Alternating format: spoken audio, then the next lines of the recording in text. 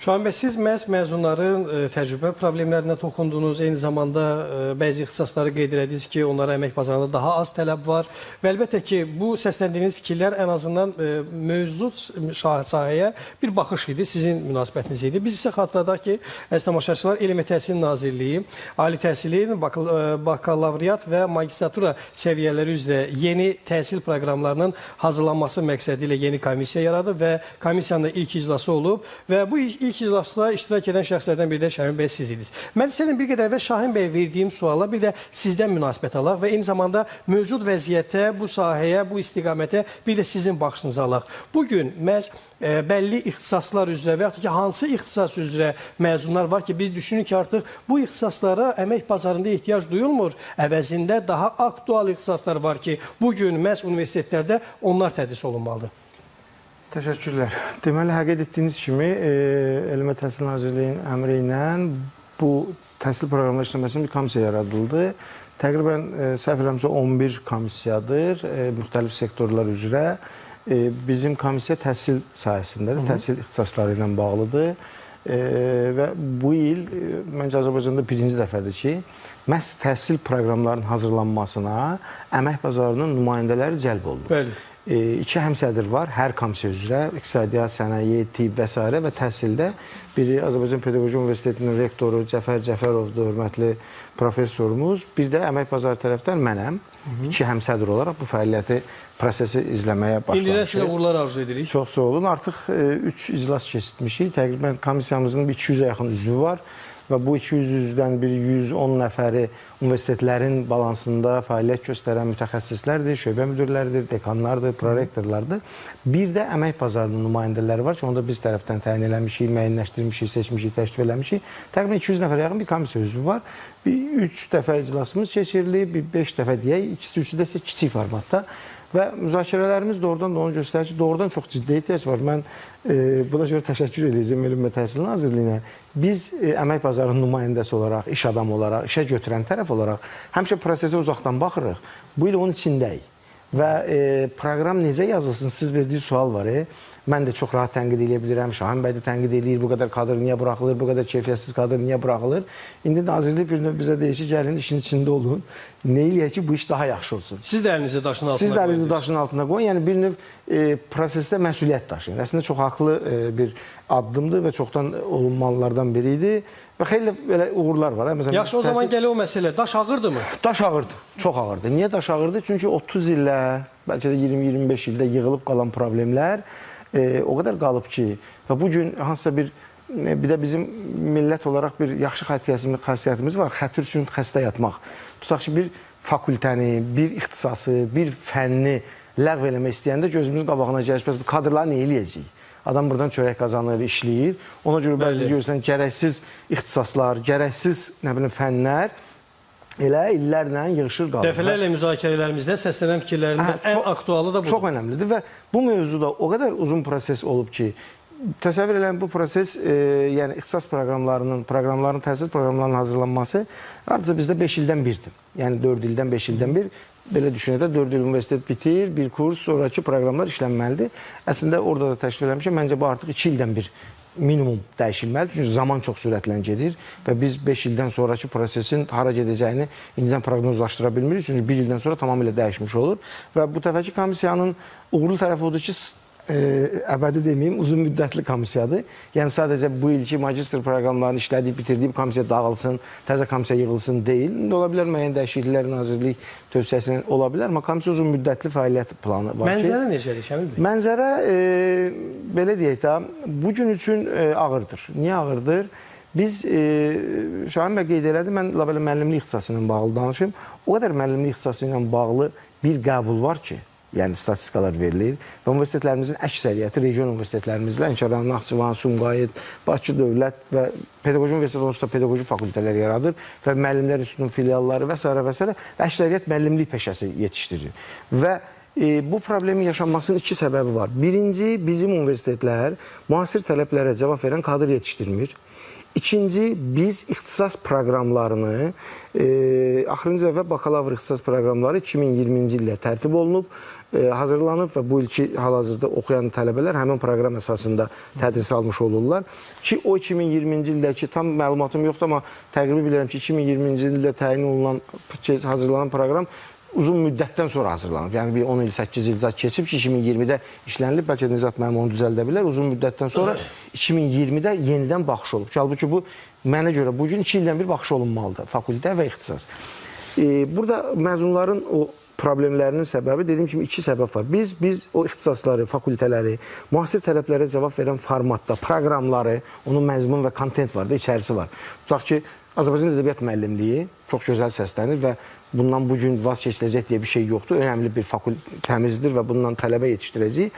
Amma onun içəriyi, proqramlar nə dərəcədə o müəllimin müasir standartlara cavab verməsinə cavab verir.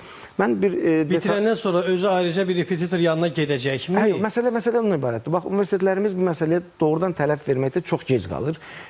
Ağır tərpənir mənə görə. 2015-ci ildə UNESCO-nun bir dənə belə deyək ki, elanı var idi ki, 2025-ci ildə dünyaya 7 milyon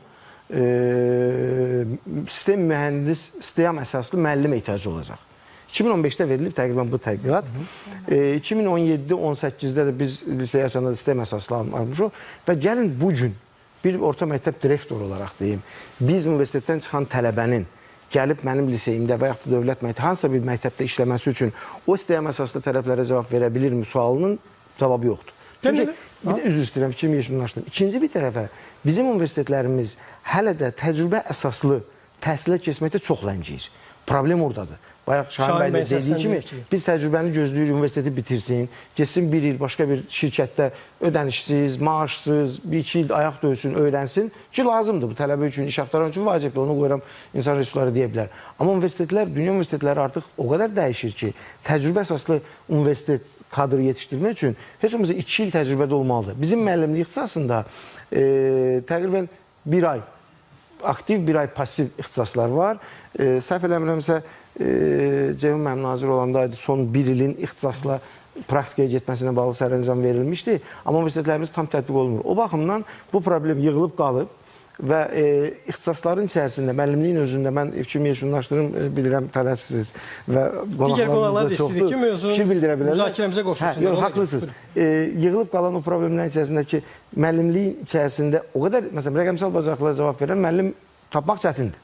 Müasir texnoloji proseslərə cavab verən müəllim. Niyə çətindir? Çünki o universitetdə o tədrisi alacaq kafedrası olmalıdır, müəllim olmalıdır, kadr olmalıdır. Universitet də bu işi görmək üçün kadr yetişdirməlidir.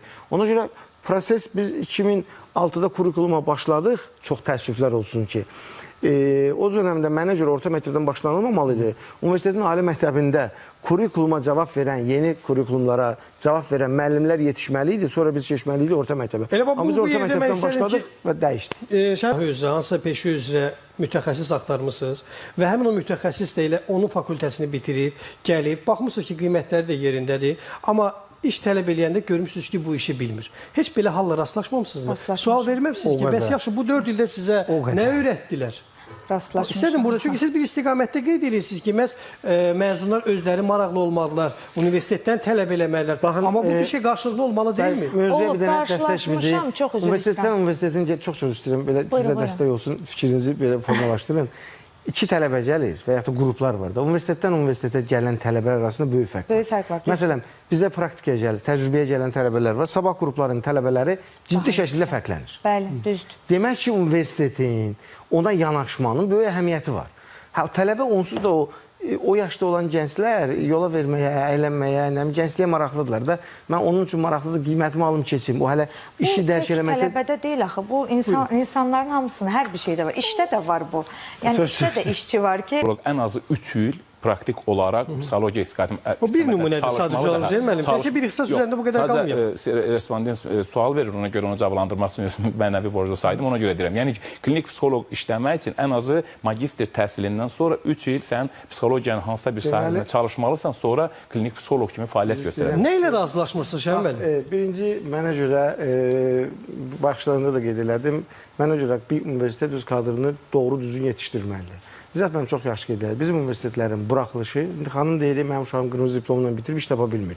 Deməli, ya o qırmızı diplom saxtadır, belə üzr istəyirəm, Fərqlənmə diplomu. Yəni fərqlənmə diplomu ya fərqli yollarla alınıb, ya o uşaq yəni əzbərçiliyini alıb və ya Sizin ehtimallarınızdır. Bu mənim ehtimallarım, sözsüz ehtimallarımdır. Və bu gün psixoloqda çox ehtiyac olunan ixtisas yoxdur ölkədə. Şəxsən mən xanıma da burada müraciət edirəm. Sabah Facebookda da açıqdır. Yazsın ora psixoloq kimi axtarır. Azərbaycanda yox, ümumiyyətlə dünyada psixoloq ixtisası ən vacib ixtisaslardan və fakültələrdən biridir. Gələcəyin ixtisasları kimi ki, qalayıb, yaşayacaq və böyüyəcək. Və bu tapa bilməmək artıq Dilşad xanımın dediyi kimi fərdin öz inkişafından asılıdır. Şəmin bəy, biz buradan həmin tamaşaçıya müraciət edə bilərik ki, sizi sosial şəbəkədə tapsın və sizə yazsın. Yazır, hətta nömrəniz varsa yazsın və yönləndirin. Bizim tamaşaçı da yəqin ki, bu məqamı izlədir. Əgər o işinə sahibdirsə və bir də gənclərin burada mövzu uzundur. Ona görə mütəmadi qaydırıq. İş tapa bilməmək məsələsi nədir? O gələcək misal üçün deyə gedəcək bir mütəmməssiyə, ona bir minimum haqqı ilə maaş təklif eləyəcək. Adam qayıdıb deyəcək, mən Bakı Dövlət Universitetinin psixologiyasını bitirmişəm, mənə bunu niyə təklif eləyirsən? Deyəcəksən, sənin təcrübən yoxdur, onu demək istəyirəm. Deyəcəksən, sənin təcrübən yoxdur, təcrübə al, formalaşandan sonra onsuz da maaşın istədiyin səviyyədə olacaq, zaman gəlib gedəcək. O baxımdan işi axtarmaq istəyən, tapmaq istəyən, biz fərdin üzünə atmamalıyıq. Bacarıqlı adam onsuz da universitet bitirməsə də belə uğur qazana bilir.